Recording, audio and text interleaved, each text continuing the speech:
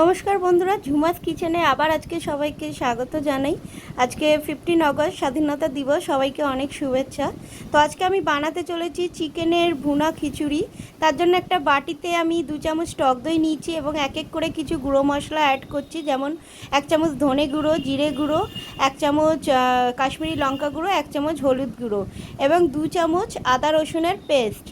এইগুলো দিয়ে খুব ভালোভাবে মিশিয়ে একটা সুন্দর মিশ্রণ আমরা তৈরি করে রাখবো। এরপর আমরা নিয়ে নিচ্ছি কিছু চিকেন। এখানে 400 গ্রাম মতো চিকেন আছে। চিকেনটা পরিষ্কার করে নিচ্ছি। আর নিয়ে নিচ্ছি কাঁচা লঙ্কা চেরা 4-5টা এবং পেঁয়াজ কুচি, টমেটো কুচি আর কিছু আলুকে আমরা হলুদ মাখিয়ে রেখে দিয়েছি। এরপর কড়াইতে তেল গরম করতে দিয়ে সবার আগে হলুদ মাখানো আলুগুলোকে আমরা একটু লাল লাল করে ভেজে তুলে নেব। তো খুব ভালোভাবেই ভাজবো।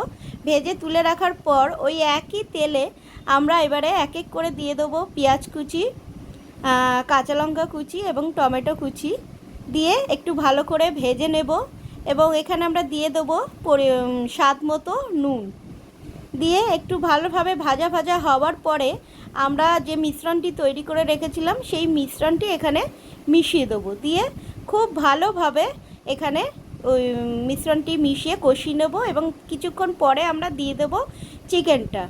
তো চিকেনের পিসগুলো দিয়ে আবারও খুব ভালোভাবে আমরা কষিয়ে নেব। তো এখানে যেহেতু এটা চিকেনের রান্না, খিচুড়ি হোক যাই হোক, এখানে কষানোটা কিন্তু মেন। তো কিছুক্ষণ কষানোর পরে আমরা ভেজে রাখা আলুগুলো দিয়ে দেবো। দিয়ে আবারও ভালোভাবে কষিয়ে একটু চাপা দিয়ে রাখবো। তো ঢাকনা খোলার পরে এইরকম একটা দেখব পজিশন হয়েছে। তো এই রকম অবস্থা এখনও পর্যন্ত বন্ধুরা আমরা কিন্তু কোনো জল অ্যাড করিনি। তো যেটুকু যা গ্রেভি দেখছো সেটা ওই চিকেন থেকেই যা বেরিয়েছে তারই জল। এরপরে ভালোভাবে কষানোর পরে আমরা 1 কাপ মতো গোবিন্দভোগ চাল আমরা দিয়ে দেবো। তো এখানে প্রায় 150 গ্রাম মতো চাল আছে। চালটা ভালোভাবে ধুয়ে জল ঝরিয়ে দিয়ে দেবো। দিয়ে খুব ভালোভাবে ওর সাথে মিশিয়ে আমরা প্রায় 2 কাপ মতো জল এখানে অ্যাড করে দেবো। দিয়ে চাপা দিয়ে রেখে দেবো এবং কিছুক্ষণ চাপা দিয়ে রাখার পর দেখো বন্ধুরা এই রকম একটা ঘন মতো খিচুড়ির মতো হয়ে গেছে। তো যেহেতু এটা কড়াইতে করছি তো এরকমই হবে এটা। আর এরপর আমরা নামানোর আগে কিছু একটু বেশি করেই ধনেপাতা কুচি দিয়ে দেবো। এই ফ্লেভারটা খুব ভালো লাগে এবং ধনেপাতা দিয়ে ভালোভাবে মিশিয়ে নিলেই রেডি হয়ে গেল আমাদের চিকেনের ভুনা খিচুড়ি। এখানে চিকেনগুলো একটু বড় বড়ই রেখেছি, দেখতে পাচ্ছ তোমরা।